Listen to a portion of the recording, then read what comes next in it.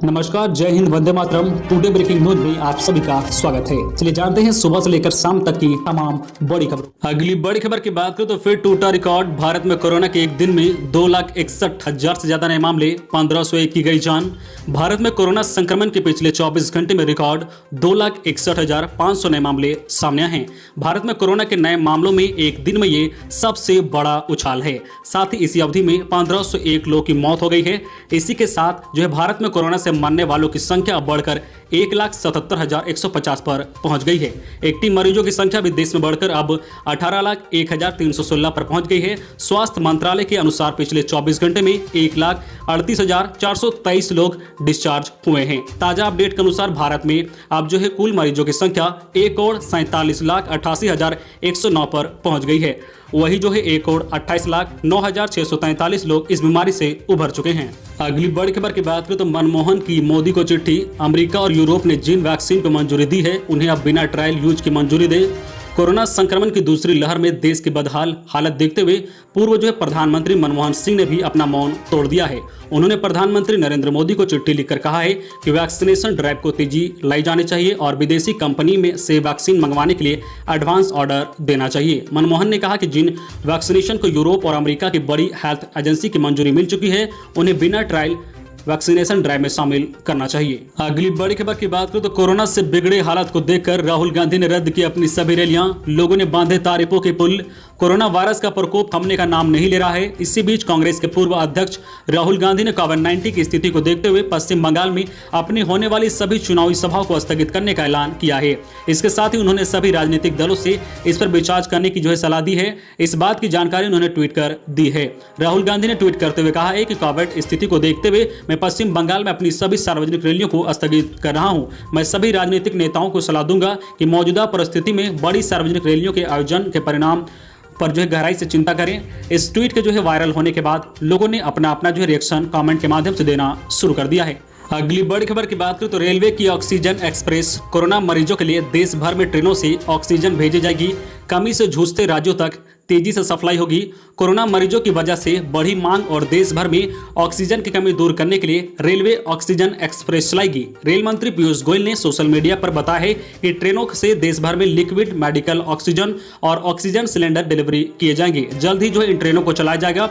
मध्य प्रदेश और महाराष्ट्र सरकार ने रेलवे से लिक्विड मेडिकल ऑक्सीजन का ट्रांसपोर्ट करने की संभावना पर विचार करने को कहा था। इसके बाद रेलवे ने लिक्विड ऑक्सीजन के ट्रांसपोर्टेशन की तकनीकी दिक्कतों के बारे में पता लगाया। सारी चीजें तय होने के बाद फैसला लिया गया है कि मालगाड़ी की खाली बोगियों पर ऑक्सीजन टैंकर भेजे जाएंगे। मुंबई के जो है बोईसर में रविवार को इसका ट्रायल किया गया है। यहां एक भरे टैंकर को जो है फ्लैट बैंकर पे ट्रायल किया गया है। अगली बड़ी खबर की बात करें तो बड़ा फैसला। कोरोना इलाज में कारागर। रेमडेसिविर इंजेक्शन के दामों में हुई भारी कटौती। देश भर में कोरोना के बढ़ते मामलों के बीच केंद्र ने बड़ा फैसला लेते हुए रेमडेसिविर इंजेक्शन कीमतों में भारी कटौती का ऐलान किया है। कंपनी ने जो है दाम जो है 70% तक घटा दिए हैं। इससे पहले सरकार ने जो है बढ़ती मांगों को देखते हुए रेमडेसिविर दवा के उत्पादन को बढ़ाने का ऐलान किया था। आपको बता दें कि जो है रेमडेसिविर दवा को जो है ग्लीड जो है साइंसेस के इनोवा वायरस के इलाज के रूप में विकसित किया गया था, लेकिन अब इसका इस्तेमाल कोरोना के इलाज में हो रहा है। रिसर्च रिपोर्ट में बताया गया है कि जो है इस इंजेक्शन को जो है ब्लॉक करती है, जो कोरोना वायरस की जो है कॉपी बनाने में मदद करता है। इसकी वजह से वायरस शरीर में फैल नहीं पाता है। तो चलिए जानते हैं कि कितनी सस्ती हुई रेमडेसिविर इंजेक्शन के दाम। तो कैंडिला जो है हेल्थ केयर ब्रांड के जो है 2800 रुपये वाले इंजेक्शन के दाम घटाकर अब 899 रुपये कर दिए गए हैं। वही सिंजिन जो है इंटरनेशनल ब्रांड के जो है 3950 रुपये के इंजेक्शन को अब 2450 रुपये कर दिया गया है। अगली बड़ी खबर की बात करें तो व्हाट्सएप यूजर सावधान, सुरक्षा में लग सकती है सेंध। साइबर एजेंसी ने जारी किया अलर्ट।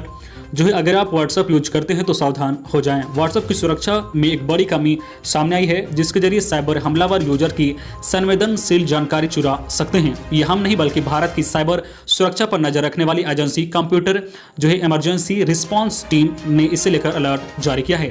हाल ही में जो है कमजोरी का पता चला है। जो है CIRT ने व्हाट्सएप में यूजर की जानकारी की सुरक्षा को खतरे में डालने वाली गंभीर कमियों को खोजा है। एजेंसी ने कहा है कि सुरक्षा में कमियां सूचना के गंभीर उल्लंघन को जन्म दे सकती है। व्हाट्सएप की इस कमी का हाल ही में पता चला है। उसमें से एंड्रॉइड की B जो है 2.21 जो है 4.18 और जो है आईफोन यूजर की B जो है 2.21 जो है 32 सॉफ्टवेयर शामिल है। अगली बड़ी खबर की बात करें तो फिटनेस टेस्ट की 40 बाधाएं पार कर दौड़ पाएंगे 20 साल पुरानी गाड़ी, नए दिशा निर्देश जारी। केंद्र सरकार की नई कबाड़ वाहन नीति के तहत फिटनेस टेस्ट की 40 बाधाएं पार करने के बाद ही पुराने वाहन सड़कों पर दौड़ पाएगी। केंद्र ने ऑटोमेटिक फिटनेस सेंटर खोलने और उनके संचालन संबंधी दिशा निर्देश जारी कर दिए हैं। 15 साल पुराने व्यावसायिक और 20 साल पुराने निजी वाहनों के लिए 1 अक्टूबर 2021 से देश में नई व्यवस्था लागू हो जाएगी। इसमें उक्त सेंटर से फिटनेस प्रमाण पत्र मिलने के बाद ही पुराने वाहनों को चलाया जा सकेगा। अगली बड़ी खबर की बात करें तो कुंभ मेले से दिल्ली लौटने वालों के लिए 14 दिन का होम क्वारंटाइन अनिवार्य। प्रशासन ने जारी किया आदेश। कोरोना वायरस की दूसरी लहर से पूरी तरह से प्रभावित राजधानी दिल्ली में हर रोज रिकॉर्ड मात्रा में कोरोना मामले सामने आ रहे हैं। इसी बीच दिल्ली में शनिवार को एक आदेश जारी किया गया है जिसमें कहा गया है कि हरिद्वार के कुंभ मेले से लौटने वाले दिल्ली निवासियों को क्वारंटाइन में रहना अनिवार्य है। जो भी इस आदेश का उल्लंघन करते हैं उससे कानूनी कार्रवाई का सामना करना पड़ेगा। 4 अप्रैल से 17 अप्रैल के बीच कुंभ मेले में दिल्ली के निवासी को 24 घंटे के भीतर दिल्ली सरकार की वेबसाइट पर दिए गए लिंक पर अपनी जानकारी अपलोड करनी होगी। अगली बड़ी खबर की बात करें तो WHO का फूड गाइड, कोरोना से बचना है तो खाने पीने का ध्यान रखें। दिन में 6 ग्राम से ज्यादा नमक और 6 चम्मच से ज्यादा चीनी ना लें।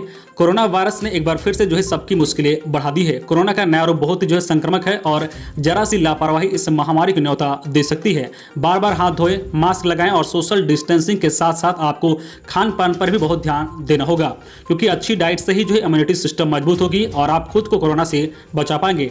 WHO ने बताया कि कोरोना से बचने के लिए किस तरह की डाइट लेना जरूरी है।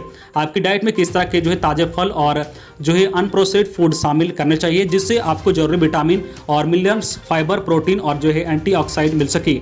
हर दिन कम से कम 2 कप फल और 2.5 कप सब्जी और 180 ग्राम अनाज और 160 ग्राम मीट और सेब खाएं। हफ्ते में 1 से 2 बार रेड मीट और 2 से 3 बार चिकन खा सकते हैं। शाम में समय हल्की भूख लगने पर कच्ची सब्जियां व ताजे फल खा सकते हैं। सब्जियों को ज़्यादा पकाकर ना खाएं, वरना इसकी जरूरी पोषक तत्व खत्म हो जाएगी। अगर आप डिब्बाबंद फल या सब्जी खरीदते हैं तो ध्यान रखें कि उनमें नमक और शक्कर ज़्यादा ना डालें।